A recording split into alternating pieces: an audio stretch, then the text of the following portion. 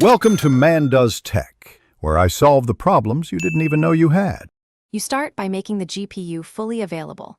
Install and confirm matching drivers, CUDA and cuDNN, then enable persistence mode to keep the device initialized.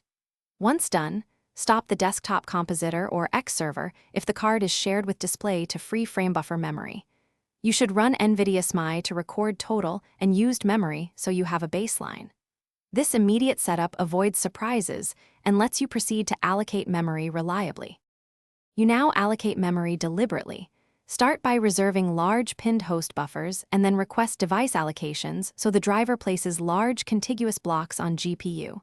Once made, use memory pool controls, such as setting max split size for caching allocators or adjusting pool sizes to reduce fragmentation. For PyTorch, set torch. CUDA, set per process memory fraction or pre-allocate torch.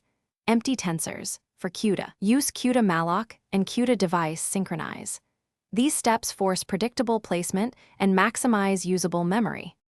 You finish by ramping the workload while watching memory metrics closely so you catch fragmentation or leaks early.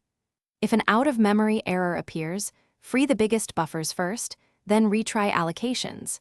If fragmentation persists, reset the CUDA context or restart the driver to reclaim all memory. Make sure to document the exact allocation order and pool settings so you can reproduce a successful run. A driver reset or reboot is the last resort when memory remains unusable. Thanks for watching. If you found this helpful, don't forget to like and subscribe.